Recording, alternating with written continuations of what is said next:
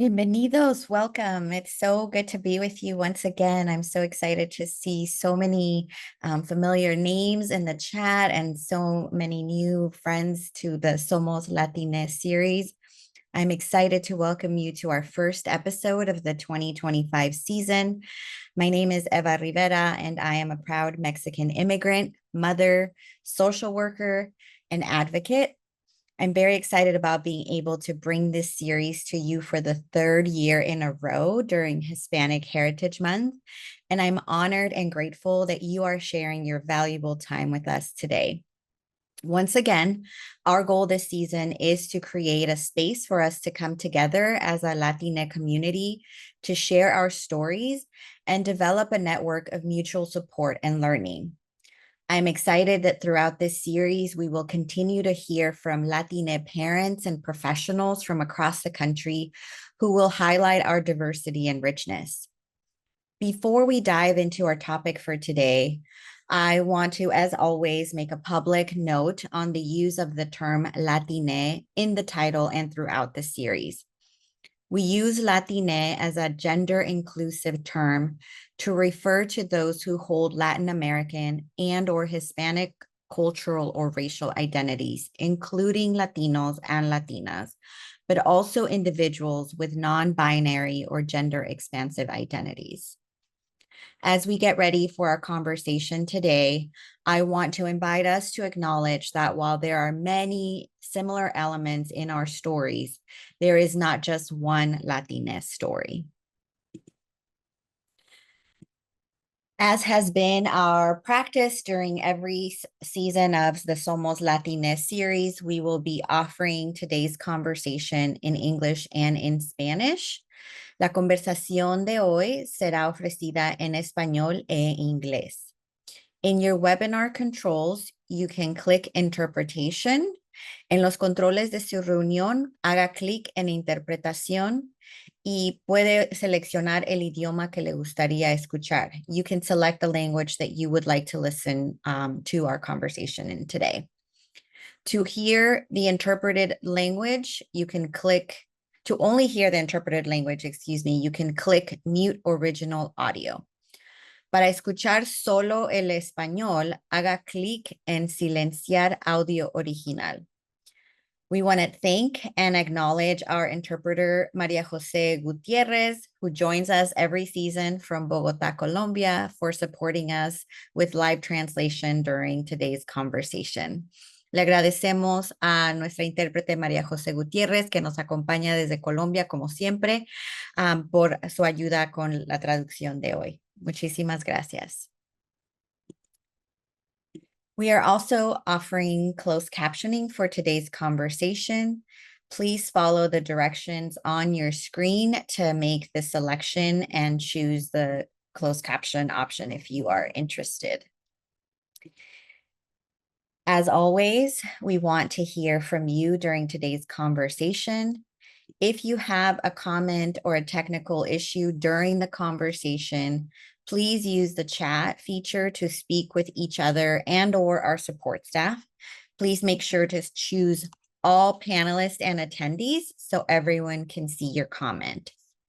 If you would like to ask our panelists a question, please use the Q&A feature to uplift your question, and we'll do our best to incorporate it during today's conversation. I also want to acknowledge and thank Nelson Artavia and Jamila Michael, who are providing production and technical support during today's conversation. Before we dive in, I also want to take a moment to acknowledge that this work would not be possible without the support of our sponsors and our partners on the ground. The Children's Partnership is a California-based advocacy organization committed to advancing child health equity through public policy, research, and community engagement. The Children's Partnership envisions a California where all children, regardless of their race, ethnicity, or place of birth, have the resources and opportunities they need to grow up healthy and thrive. To learn more about the work of the Children's Partnership, you can visit them at childrenspartnership.org. And now let me tell you a little bit about the amazing panelists who are joining us today. Mirel Herrera is a mom raising a multilingual toddler who brings both personal experience and professional expertise to her work advancing early learning policy. With a career dedicated to advocating for young children and families, she is deeply committed to ensuring that every child in California has access to the resources they need to thrive. In her role as senior policy analyst at Early Edge, Mirel helps co-lead the development and execution of the organization's local, state, and federal advocacy agenda. Mirel holds a Bachelor of Arts in Political Science and Mexican American Studies from the University of Houston and a Master of Public Policy from the Trachtenberg School of Public Policy and Public Administration at the George Washington University. Welcome, Mirel. It's so good to see you. And Zoila Carolina Toma is an experienced early educator with over 14 years of dedication to nurturing children and supporting families. She holds degrees in early childhood education, arts and humanities, and social and behavioral science, and is currently pursuing psychology studies. As a mother, labor activist, and education advocate, Carolina is deeply committed to creating safe, supportive, and cultural responsive spaces where children thrive. Families feel valued and educators are empowered to succeed. She also serves on several committees and advisory groups that strengthen the early education force and promotes equity for all communities. I'm really excited to have you both here today. And before we start talking about your work and your role as mothers to your children and adult and young, we do always want to ground our conversations in some information about the topic. So today we're focusing on creating safe spaces for our children. And I just want to talk a little bit about who we're thinking about. And I know both of you live in California. And so we're going to focus our conversation on that experience. But I just want to share some stats about children and immigrant families in the US. So in 2023, we know that children and immigrant families counted for 1 in 4 children in the US. And we also know that 26% of children from birth to age 17 were living with at least one immigrant parent, and most of these children were born in the US. Children of immigrants lived in every state in the US, and they made up more than 1 in 5 children in 20 states and the District of Columbia. So we know that our immigrant children and children in immigrant families, are all over, and they're the huge makeup and make a huge fabric of our country. We also know that by 2040, it is projected that 1 in 3 children in the US will grow up in an immigrant household. And this is important for us to note and pay attention to because this underscores the urgency, but also the promise of building safe and inclusive early childhood environments now. This conversation, we're going to talk about what safe spaces are, And so to ground us in that, I just want to share a little bit about what is a safe space policy. So a safe space policy is a plan to safeguard early childhood programs and really any program that is interacting with children on a day-to-day basis against immigration enforcement and protecting family safety and privacy. This policy is rooted in basic security and privacy protocols. Again, not trying to get too political, but really just how do we maintain the safety and the privacy of the children that we interact with and their families. And it also does reinforce basic constitutional principles. So doing the right thing is doing the right thing, no matter where we are. And so if you want to learn a little more in detail and specific about what a safe space policy includes, you can visit somoslatine.org to read more about their document and ground yourself in what that practice looks like. This is an amazing resource, which we will share with you when we share the recording to today's conversation, because it does provide some templates and some, guides on how you can implement this guidance yourself if you are interested in doing so at your place of work. Okay, but now we're going to dive into conversation with Mirel and with Carolina. So thank you both for joining us. I know that you all have very busy schedules and you're taking time to share your experience as a Latina parent with us. And so I just want to start by learning from you, as much as you're comfortable in sharing. What is it like to raise a child in 2025 who has Latina background and roots? So Mirel, we'll start with you. I know you have a little boy who is 2, so you're like in it, starting your journey, but we'd love to hear what it's been like for you so far. Yeah, so I live, for some context, I live in LA, and I think just overall this year has been a really tough year for the LA community and Latina community here. But as a parent, I think one thing in terms of what it's like to raise a young child right now is like, how do I protect my joy and remain present, especially for a little one that has no idea what's going on in the world around him, and how do I continue to be there and be present, while also, wanting to be there for my community. So I think those are things that I think about constantly. It's tough, but I think keeping my joy and giving that joy to a little person is a form of resistance. And I think it's important. And I have a huge job because I think a big learning lesson is wanting to make sure that I'm raising a good human that goes on to have empathy and respect and cares about all people, regardless of their race, ethnicity, where they're from, what language they speak. And I take that very seriously. And so some days are easier than others, in terms of raising a little one, but just at that core of it, remaining present and trying to keep my joy even when everything around you seems really, sad or chaotic. So it's kind of what it's like. Some days are easier than others. I love that. And you're trying to protect your joy and just Mhm. overall raise a good human. I like Mhm. that.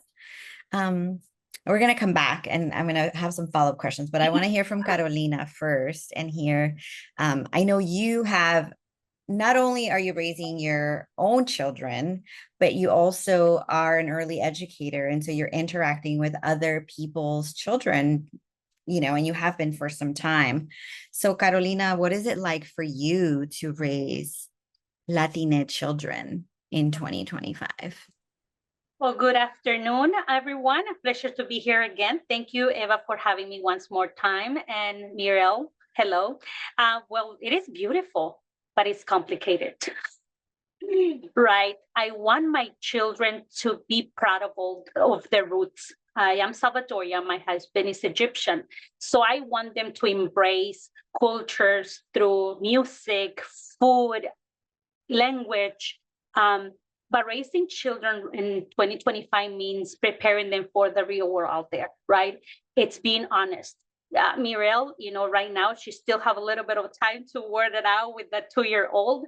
Right now, with my 11 and 13 and my 22-year-old, we've been having serious conversations. That 11-year-old understand exactly what's happening at school, right? They have come with questions and they have access to social media in every way possible, through their phones, through their computers, everything, right? It's all over the place. So they see what's happening, and in some ways they do have those questions. But one of the questions that hurt me this weekend is with my 22-year-old daughter. talking about her job, and she's starting her master's right now in social work, right? And talking about how much to pay, all that came into like, oh, in a house that for her right now, it's not even in her mind. She doesn't see it, especially because those are jobs that help the community, right? It's more like you do for the love of helping the community and all that. So she want to work with youth. But then she came to that she is not thinking of having children. And that hurt me. It got me emotional because it's like, I might not have grandchildren through my daughter. And this is, it's just the climate. She's like, the climate that we live in, she doesn't feel comfortable bringing children into this world right now. You know, the conversation that we need to have with our children are hard and painful, right? And now I'm also working with children, right, that are not my children, but I see them. They spend hours, you know, with me. It's their second home. And I have to be cautious too, because I have to be sensitive about what the parents want to talk to them, right? So even the children have some questions, sometimes I have to hold myself back and think, right? I might have to address it and say, you know, this is the conversation that we might have to have with your parents, right? And I have to address it with the parent a little bit to say, you know, your child have these concerns. This is what your child is worried about. I want to, you know, invite you to talk to your child about, especially for the climate.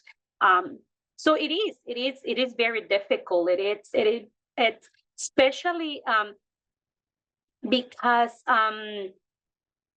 it has also this sense of also sometimes of belonging, right? Like, do we belong?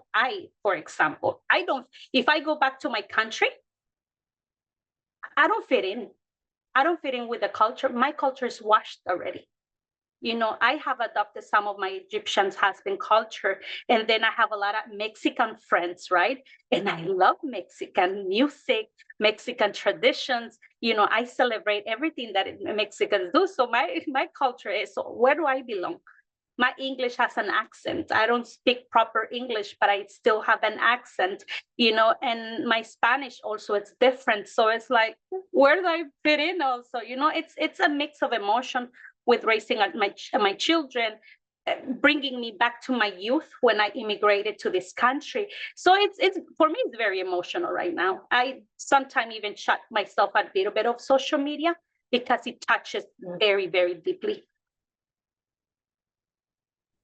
I really appreciate you, Carolina, sharing your vulnerability and just being honest, just as you are talked about with your own children. And I see a lot of people in the chat who also understand and can relate to that. And even Mirel was nodding about just how beautiful it is to raise our children, but how complicated it is. And I think parenting is always complicated.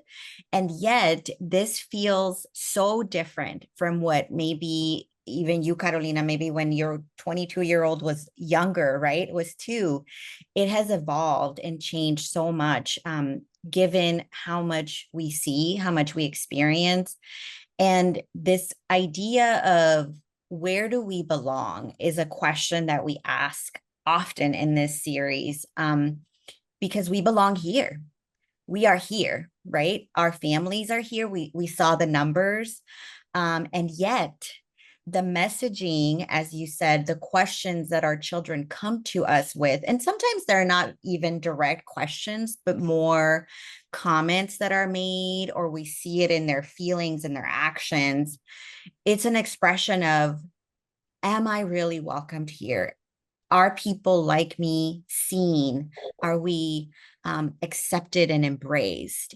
And I think it's really important that we continue to have these conversations here, because we know that we see our children and we want them to be seen everywhere else. And so asking these questions, having these tough conversations is really important.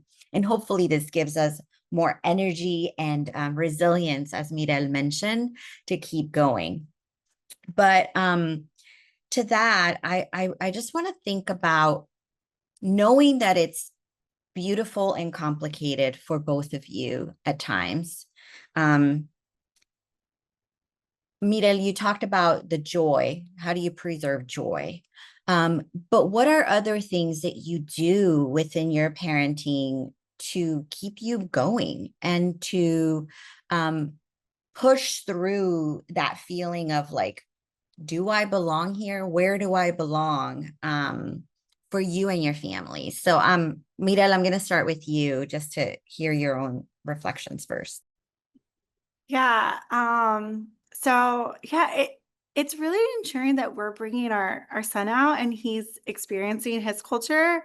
I'm Chicana. My husband's family's up from El Salvador, so we, try and like him to know who he is. I think it's also very important for us in finding childcare programs in other settings so we can maintain that home language for him, um, and maintain that cultural connection. We're lucky to have childcare providers at where he's at that are able to connect with him culturally. And so that's very important with us, for us, and getting out and about. And I'll just say, like, in terms of LA and everything that's been happening locally, one thing that we've also kind of committed to, it's like we felt like, what can we do in our community? And so one thing that, since June that we've really tried to do is really support the local businesses in our community. And so that's something else that we've been doing, and just like, what can we do when it feels help us. And even for, I work for a policy and advocacy organization, and that's my role, but it still feels helpless, like as a parent. How do I still ensure that my child's like having that connection with their culture and maintaining it? And to Carolina's point and your point of it, like, we belong here and this is our community too. And I want to preserve that in our child, and he's still so young. And yeah, I don't envy the role of parents right now that are having to have those really tough conversations. So I think that's what I can do, is provide the types of activities to really instill that and support that, and to also just show a diversity of cultures as well, because that's really important to us too. Carolina, do you have any other thoughts? Well, well, what we tried with and I'm blessed, right? Because I've been able to guide my children. I work from home, so that make it a little bit easier, to take them to take them to school, to bring them out from school, and we're here, and they're also after school when their friends over there, they're still interacting with other children here, right? So I'm blessed with that. But passing down the values, it's first family, respect, faith, and community. I know out there I want them to feel they belong, yes, and I want them also to be able to understand that there's gonna be someone out there that might gonna make them feel otherwise, but just to come back, to their center, to themselves, to just embrace them, because it's beautiful to have all this multicultural environment. And in Los Angeles, in California, you see who we are. You can walk through any streets in LA and represents Latinos, and many other foreign countries. And I just want them to center in their self and prioritize their feelings. And it's okay sometimes to feel vulnerable, but to come to us, to the family, and support between siblings, also to support each other. I know sometimes they feel a little bit about talking to the parents. Sometimes might be difficult, especially in their teens, right? When they're like trying to grow. So I always talk to them. If you want to talk, sometimes come to your sibling, like express with them, like help each other, support, be that support for each other to help you. because we are definitely living such tough times. These remind me, my friend told me recently that, you know, in her 70s when she was growing up, like, you know, she doesn't speak much Spanish because of you know, they were encouraged by their parents to speak only English because of all the situation they were living. And then see, so it's come back, it keep coming back, it keep repeating itself. And I want my children also to learn from history, to you know, to so they can, so we try to, like, you know, navigate all the situation. And it's really hard to give them, to have the right recipe, right, to say the right thing. It's complicated. I don't know, it just, I feel so vulnerable sometimes with this kind of conversations, right? It's just, what is the right thing to say and do? It's, but we're doing our best. That's right. That is the beauty. Parenting is a very complicated role, in that there's so much joy, but there's also so much so many challenges that arise. And it could be anything, right? We could be living in the 80s and parents probably felt the same way. 90s, now we're here. I do want to spend a little bit of time thinking about this concept of, Mirel, you talked about, you know, you work for a policy, an advocacy organization, and sometimes it feels like it's not enough. And Carolina, you talk about supporting your children within your own community, your family is its own community, and how you lean on each other. And I'm curious if you all have some reflection around how do we move from this place of talking so much about equity and inclusion outside and actually moving into practicing that? How do we live into living equity and inclusion in our day-to-day lives with our families? What would that look like in your own families? Mirel, you have a little one. That's, you know, a 2-year-old. How do you do that with a toddler? And then Carolina, you have a 13, 11, and a 22-year-old. Can you share some examples of what that looks like within your families? Well, for me, like, we sit down during dinner, you know, during our meals, and this is conversations that are happening among the 5 of us, right? We go through the history, my background of how I grew up, and the hardship of my youth and my childhood.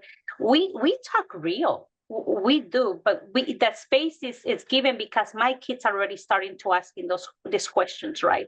And we have to be honest. I feel like honesty, it is very important during these times. I also teach them that that I want them to be successful in life, to reach for their dreams, but always to be human, right? Never to step on no one's to achieve a goal, to be humble, to understand and be blessed for what they have right now, because unfortunately there's other ones that don't have much. And to never ever judge any child outside for how they look, for the clothes, for the shoes they're wearing, right? Because unfortunately, sometimes people are like, oh, you know, they look because it's brand, because it's not. I'm always talking to them about real things, like, don't ever say anything that might hurt someone. You know, it's like, if you have it, you're lucky, right? You lucky because your dad have a job. I can be here for you guys, and there's 2 incomes in the house. Fortunately, there's not the same thing for other families outside, especially right now. Maybe the mom had to quit so they can stay at home, pick up the kids from school, because they're afraid the kids walking on the street right now, because anybody's target, right? Just by your color of the skin, how you look, you're targeted. So you have to be really careful that so many parents are like, one have to go to work and the other one have to stay at home. So that might change that financial dynamic of in the household, and all this is changing. So that's how we do it. It's like just having real conversations, making sure that we're there for them every time they ask a question, regardless if that question is hard, or just laugh about silly stuff together. Mirel, what does that look like in your home? Yeah, I mean, I think for us, it's really in the community that we surround ourselves with, and, having ourselves diverse community and diverse friends. And I think that's something that's really important to us. What kind of books I have a little 1 and 2 year old, so, so it is a little different than some of these tough conversations. But what books are we having? Are they representative of other cultures? Do we talk about the importance of community? My son's starting to understand a lot more in terms of communication. And one thing we've been trying to instill in him is like, when we go out to eat, like we need to be respectful of the people that have to clean up after us because it makes their jobs hard. So those are kind of where we're at, but it's a very, I guess, different place right No, now. but I think We're kind that's of the leaving that. foundation. You need to do those things as the foundation in order to be able to get to the place where Carolina is, right? Like you don't just show up one Yeah. day and start having these tough conversations, right? Like it really is the foundation. And so I do appreciate you sharing that, Mirel, because although it feels very simplistic, it's really not. And it's really is a practice, right? We have to be really intentional about what we are exposing our children to early on and what we're sharing with them about ourselves, about our stories early on, right? Like I'm sure he will learn about who his grandparents are and how they got here and who. So I think that is the foundation, and it's really important. Again, it's a real conversation. It's real about respect, and what does that look like at 2? Eventually it'll evolve into what does that look like when he's 10. But again, it's really important that we recognize that everything that we do as parents really plays a part into this bigger picture of creating a strong identity in our children, right? And making sure that they feel rooted, right? And like they do belong here because they do. And so I want to also talk about this notion of language. And we know that we're seeing lots of and hearing lots of conversation about prioritizing English. And although it hasn't actually been signed into a law, there are people who are shying away from, or who might feel like they need to shy away from using their home language, whatever that home language might be. And so I'm curious how the two of you are embracing this conversation and talking to your children, or modeling, right? Because sometimes they're too little and we can't sit them down and say, hey, but how are you modeling the importance of preserving not only your home language but also your traditions and your practices? So Mirel, I'll start with you.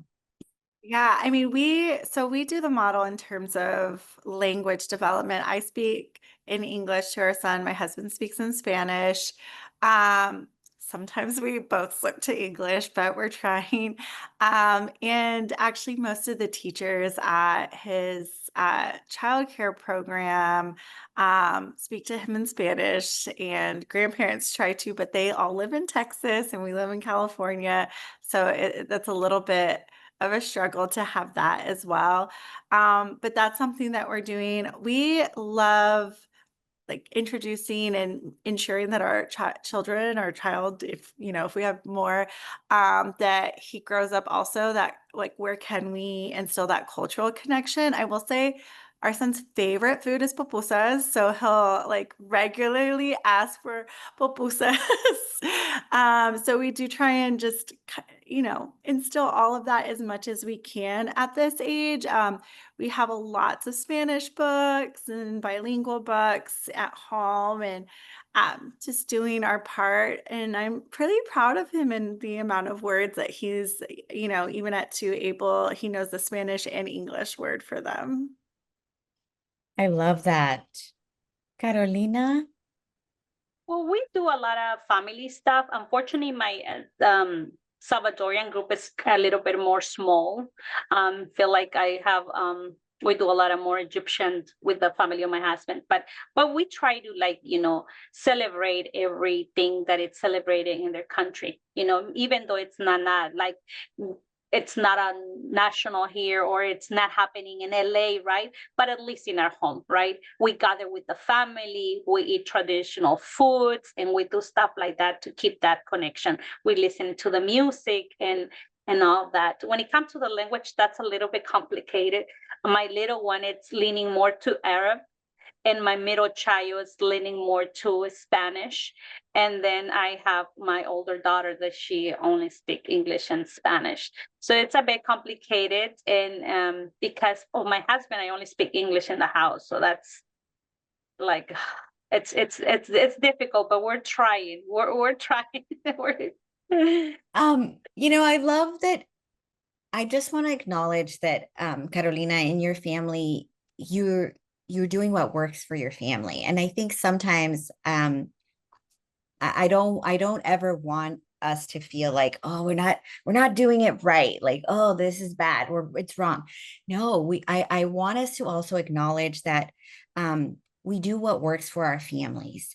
And we also have to follow the lead of our children, right? And so, Mirel, I saw you shying away and be like, oh, sometimes we don't, it's okay. Like we have to give ourselves some grace as parents because we acknowledged early on, this is tough.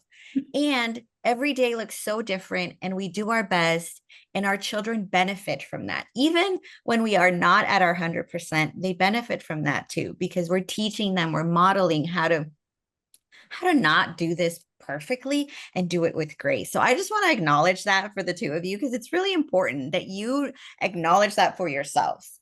And you both talked about, in not just now, but throughout our conversation so far, you both have talked about the school to home connection and the importance of having that. And there's a couple questions already in our chat about how do we bridge that connection between family and school. And it doesn't matter whether they're in like a big formal school or if they're in like our family childcare or a center. It doesn't matter what the setting looks like. As parents, Carolina, I want you to put your parent hat on first.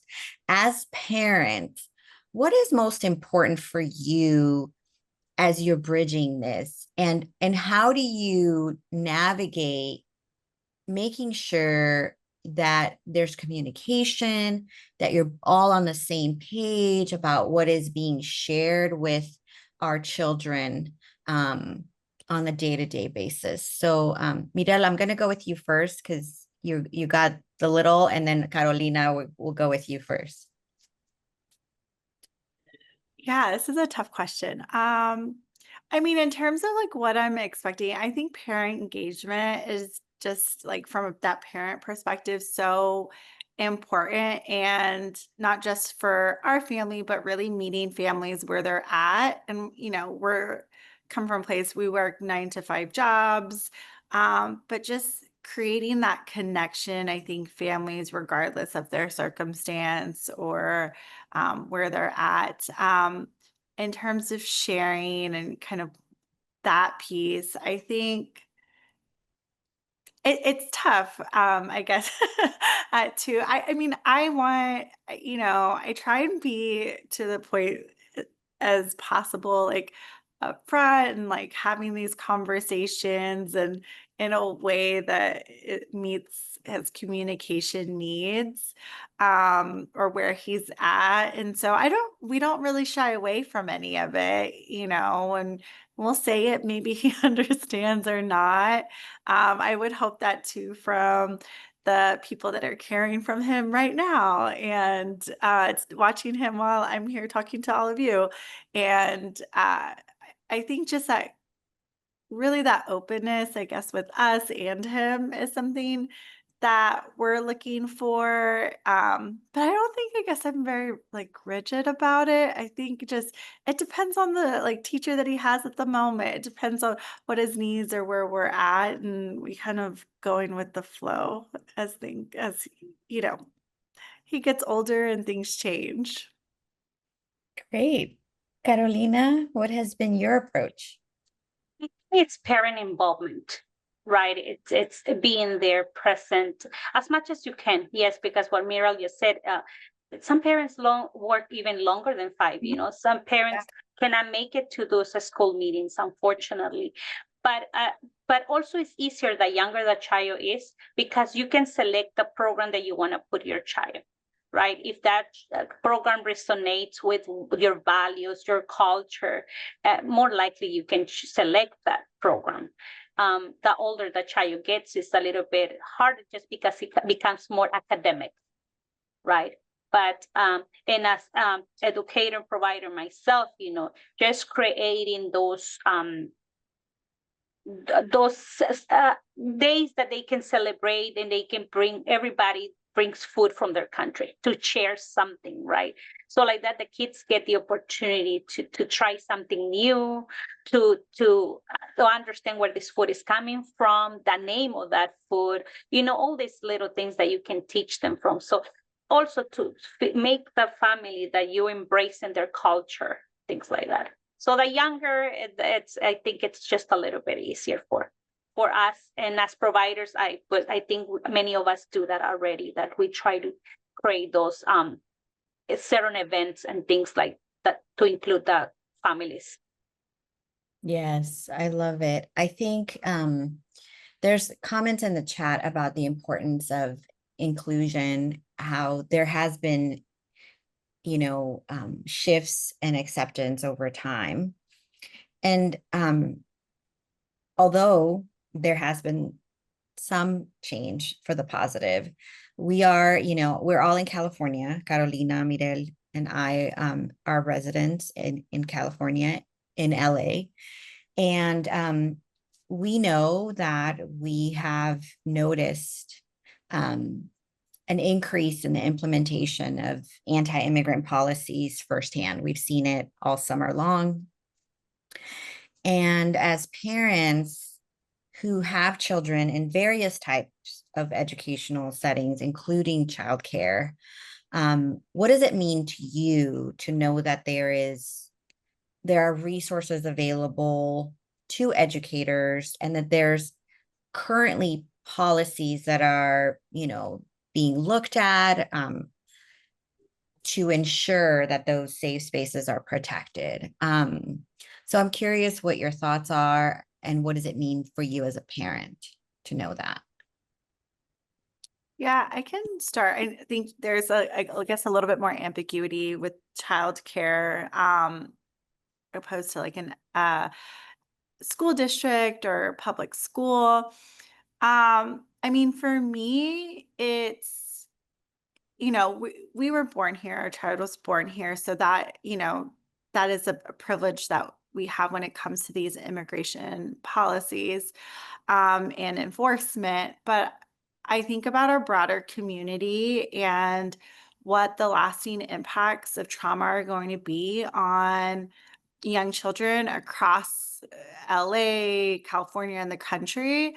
Because, like, what are going to be the implications of just fear, the increased military and police on streets, and not just LA, but in DC. And so, what are going to be those lasting impacts, and how and this is probably my policy and advocacy side coming in, but like, how are we going to address that? Like, what is it going to mean for that separation trauma that some young children are going to have?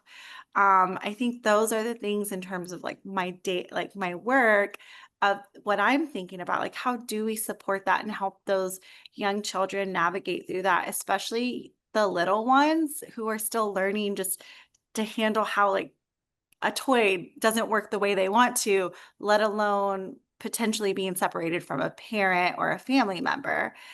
I also think about the workforce, in talking about, I don't think we can ignore the fact that the majority of people that take care of young children are women of color, a lot of them from immigrant backgrounds and immigrants themselves.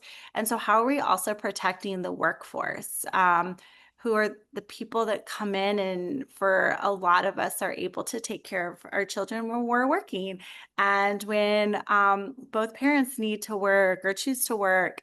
And I think that is an important part of the conversation because while like my family, my immediate family, like my husband, my child, and I, like we are not like, well, I know there's been citizens that have been detained, but that is like not as top of a concern for us as some it may be of a family with who were born in another country or have citizenship to another country. So for us, it's really like also how do we protect the workforce and the people and the families that we interact with too? Yeah, those are really important considerations, and um it's definitely, even though you were born here and your son was born here, there might be classmates who are experiencing some of this trauma that you described. And so how do we support our children who are friends, so it has implications beyond, and so important for us to think about that. Carolina, what are your thoughts? Well, as a now adult that was separated from my parents during childhood, I can tell you that does do affect you. It's a long-term effect. It has nothing to do with immigration back then, but it had to do with poverty. My parents had to immigrate. My siblings and I stayed behind. And that separation do create lasting impacts. I have, as an adult, I've been able to cope with, like, for example, not attached to places, because like my family, my home is where my family is. Just because of that, like, I was left back home, then I came here, and that is an instability of losing people as well. My mom, then my great grandfather passed away just right away, then my father left a year later to come also and join my mother to make more money, and then my grandmother was raising me 5 years later, stayed behind. So this separation from the people that you build that relationship as a child, and it keep breaking, right? It's so that gave me this now way to, like, I don't get attached to people either. Just as a mechanism to protect myself. And this is, I have learned why I'm this way is because of all the psychological, that's my major right now, that all the studies I'm doing, all this, I'm like, oh, this is the result of that childhood. So for me, it's what is happening right now in California. It's very devastating. It shouldn't be happening. In the 90s, I was here and all that, but I have some sort of documentation. I always had some sort of documents that hold me here, like work permit or, a temporary status that gave me that security. Right now, doesn't matter. And it shouldn't be happening, because that's why you have something, you went through a process, right? To get that work permit, to get that visa, but now to get the green card, and now even if you have a green card, it's not enough right now. So it's like, if you get detained while they figure it out, your family sometimes don't know where you are. So imagine with the children. That it just for me, it's just I don't understand this right now.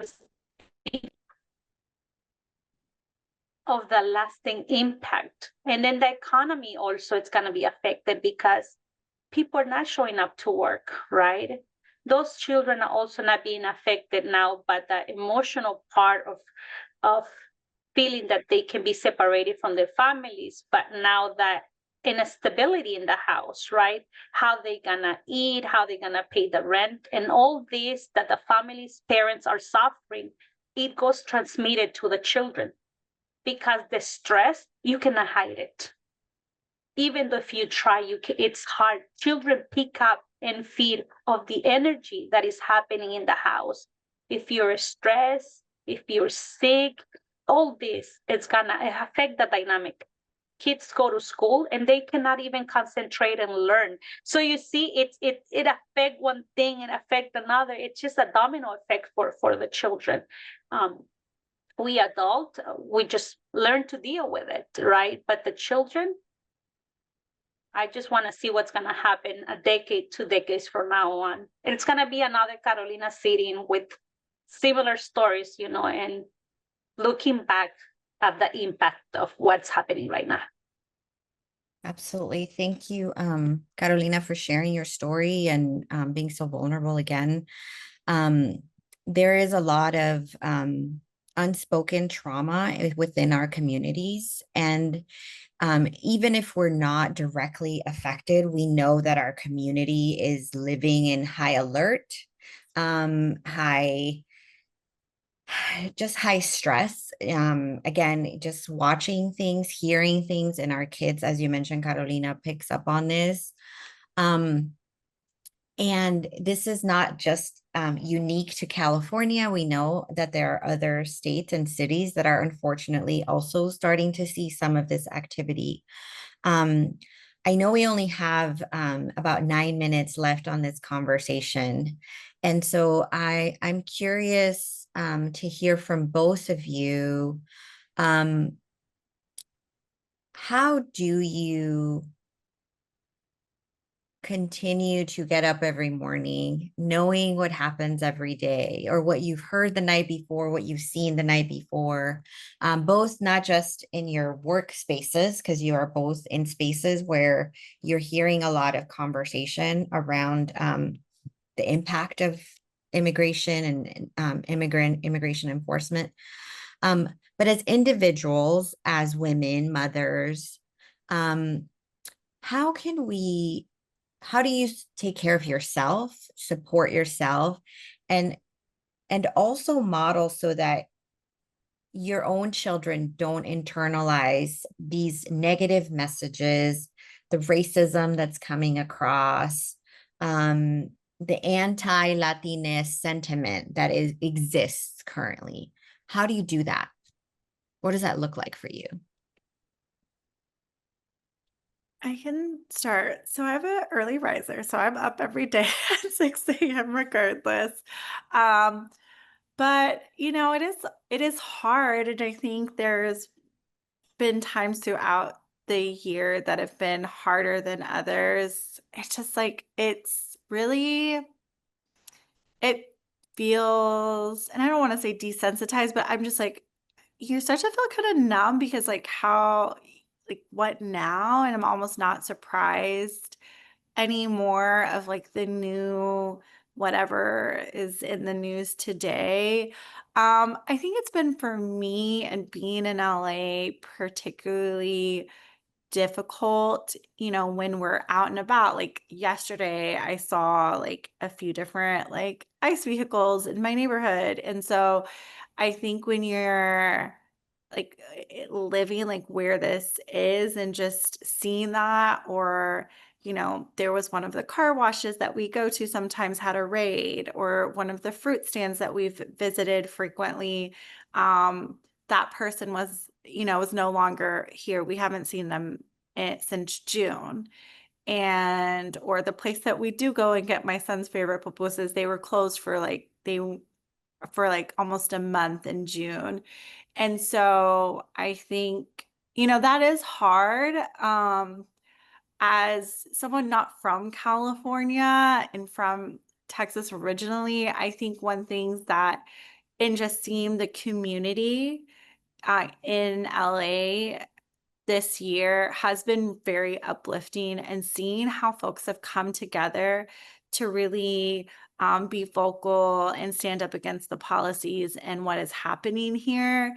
I think that that is motivating to have great people doing great work like Carolina and Eva and you. And you know, that is motivating to come out and do this, where I do know that there's a lot of like incredible Latinas and women like on the front lines doing this work. And so that for me, that's motivating, is that overall sense of community. And for all the folks here joining our conversation, like to me, that is what is uplifting to like keep, you know, moving forward. And then also just having a 2-year-old, like we're gonna keep it moving. We you know, we gotta keep it pushing. And that, but it is some days is a little like they're a little harder than others for sure. For me, I think I was prepared for this as a child. You know, I lived through curfews. I seen military presence as a child. So there is days that, like, for example, I went out with my family just recently. I forget the little town. We like to go to small little towns to kind of hide, you know, and disconnect from the commotion of the city. And I try not to look on my phone other than for snapping some pictures, because that moment that I open my phone, I realize the stories that were happening in Iran, right? Because we're living so many things right now. It's not just here in California, United States, other countries, unfortunately. And I felt guilty that I was enjoying, you know, that happy moment with my family when others don't have nothing to eat. It hurts. So what I do is just, unfortunately, try to completely disconnect from reality a little bit and try to enjoy as much as possible my husband, my children, you know, that family time. Um, every morning I wake up and I say, you know, it's just another day that we have to fight. We have to fight because I don't want today's children to go to what Carolina as a child went through. Because it still hurts. Even though you go through therapy and all that, it hurts, because that child is still reliving what happened. You know, it's like, for example, just imagine just one child when grandma comes and tell you, they come and look for your uncle, you know, say that you haven't seen him. As a 4-year-old, I knew that I had to protect my uncle because he was gonna be recruited. And you grow so fast, so quick. And this is what's happening to our children right now. They're growing so fast, so quick. When something like this happens in their house, the older child take the responsibility sometimes to take care of the younger one. And no child should be raising other children. No child should be taking that responsibility. So that makes me in the morning wake up. And there are times that sometimes my mom is like, be careful, because I go to rallies, right? This is what I do. I have to lift the voice for those that don't have documents right now and cannot be there. So I do that. And then my mom, be careful, but I'm like, I have to do it. I have to do it for my children. I have to do it for my grandchildren. You know, I have to do it for the little ones, because it's like, if their parents have no voice right now, we have to be the voice for those parents. We have to be the voice for those children that cannot speak up. So yeah, that's probably, I got prepared a little bit early in life. I think you both speak to so many important things, and absolutely none of us should have to live through the traumas that we lived through. And sometimes we have to use that experience, and we get to use that to help others and in service of others. And so you both spoke about the importance of community. And I don't know if you can see, but I hope you've seen all of the love that you've received from this community, and the support. And I want to acknowledge and thank you both for sharing part of your stories and a glimpse of what your parenting journey is like. Um, I think you both shared some examples of what this can look like in practice, right, day to day. And you gave us a really important reminder that this is hard, period, full stop. And you both are showing up with grace, and you both are doing it intentionally, which is what our children need. They need adults who show up unapologetically and intentionally to really preserve who they are and honor their space in this country. And so I just want to thank you both for giving us your time and sharing yourselves with us. I do want to encourage all of you to check out the CLASP resource that we shared with you. There was a question about how do we protect ourselves when we are at work with families. That resource has lots of great information that you can look into and learn about. I encourage you to come back to our next conversation where we're going to learn from other parents about the importance of having community resources as we're going through this journey. And then we will also be talking about the trauma and how do we support our families, our young children in navigating what it's like growing up in this country in 2025. So that'll be on October 27th. But the next one on October 6th, we'll be talking about partnerships for community health and well-being. That conversation will be held in Spanish, but we will have English translation. So we hope to see you there. And as always, thank you so much for joining us. And we look forward to seeing you on October 6th. Thank you so much. Take care.